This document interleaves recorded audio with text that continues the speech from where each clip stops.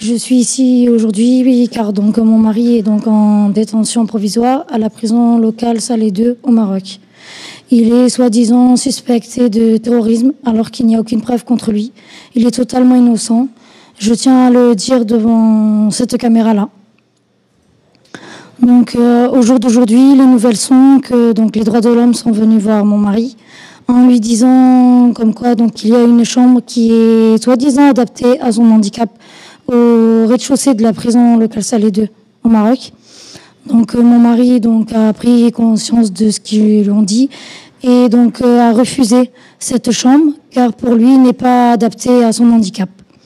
Il préfère rester donc dans sa chambre après avoir bien réfléchi car il pense être dans la chambre qu'on lui propose. Il pense que les gens ne vont pas pouvoir l'aider comme ceux qui sont dans sa chambre. Si on lui met avec d'autres handicapés qui soient en fauteuil roulant ou toutes sortes d'handicaps. Donc aujourd'hui, donc j'ai été voir les droits de l'homme en personne et ils m'ont dit comme quoi il a donc un suivi médical qui est quand même assez approfondi. Il doit avoir donc des cancérologues et il doit subir des IRM, des radios. Et ils ont eu donc les comptes rendus de son suivi médical de France qu'ils ont donc dans leur dossier. Donc maintenant, ils m'ont dit qu'ils allaient étudier son dossier médical et afin de lui trouver un médicament. Sûr, il n'aura pas son médicament de France, mais ils m'ont promis. Après, est-ce qu'ils vont tenir leur promesse, je ne sais pas. Comme quoi, ils vont trouver un médicament générique dont les composants sont les mêmes que son traitement en France. Lundi, donc, j'ai effectué une manifestation donc, devant l'ambassade de Rabat. Donc pour montrer donc que je suis pas contente que mon mari donc est en détention. Donc je me suis présentée donc à l'ambassade, j'ai demandé à un responsable qui puisse me recevoir. Donc c'est un gendarme français. Donc je lui ai expliqué comme quoi aujourd'hui donc je manifesterai devant l'ambassade de France à Rabat pour montrer donc que mon mari donc demande son traitement et un suivi médical vu qu'il a un cancer au genou, une tumeur assez rare. En France, il n'y a que 2 cas, il y a mon mari et une autre personne. Donc, au moment donc, de manifester avec mes enfants, avec mes 2 enfants, ma fille et mon fils, et moi-même, donc l'agent de gendarmerie, donc on va appeler ça comme ça, m'a dit comme quoi je n'avais pas manifesté donc, devant l'ambassade de France, vu que lui est marocain, il est dans son pays, et que moi, je n'ai aucun droit de faire ça. Donc, je lui ai dit pourquoi... n'ai-je pas le droit de le faire? Il m'a répondu, il faut que vous alliez au ministère de l'Intérieur. Donc je suis partie un peu plus loin, j'ai donc habillé donc mes enfants et on a quand même manifesté donc devant l'ambassade de France.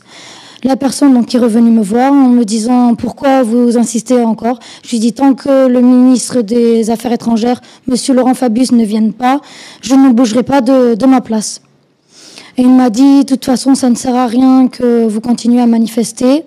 Je lui ai dit, de toute façon, il va y avoir des journalistes qui vont venir m'interviewer. Et il m'a dit, ah non, c'est interdit que vous manifestez et qu'en plus des journalistes viennent. Je lui ai dit, ils arrivent dans pas longtemps, vu qu'on les a mis au courant de cette manifestation. Il m'a dit, si vous ne voulez pas bouger, il y a des autorités à votre droite marocaine qui vont vous faire sortir, vous et vos enfants, et ça va pas se passer comme vous le souhaitez. Il me dit donc je vous conseille de ranger vos affaires et d'aller faire ce que vous voulez au ministère de l'Intérieur. Donc j'ai rangé donc mes affaires. Je suis partie donc au ministère de l'Intérieur, d'où une photo et donc mes enfants avec leur t-shirt de manifestation devant la porte du ministère de l'Intérieur. Donc je suis rentrée, je me suis présentée, j'ai vu donc une personne, je lui ai expliqué la situation donc de mon mari, comme quoi qu'il est en détention provisoire à la prison locale Salé 2. Il m'a dit comme quoi ils ne peuvent rien faire eux, vu que ce n'est pas eux qui l'ont mis en prison. Il faut qu'on s'adresse au ministère de la Justice. Et donc je n'ai pas été plus loin parce que je vois que ça ne bouge pas. Je demande qu'ils étudient donc bien le dossier de mon mari, que moi je peux soutenir mon mari, comme quoi il est totalement innocent. Je le demande même devant cette caméra, que vous examinez vraiment son dossier. Il souffre vraiment de cette maladie. Ça fait longtemps qu'il l'a et il souffre encore jour après jour. Moi et mes enfants, nous souffrons que mon mari donc ne soit pas avec nous. Je vous demande qu'il soit libéré. S'il a fait quelque chose, mais il n'a rien fait, moi je le sais très bien. Je demande donc sa libération.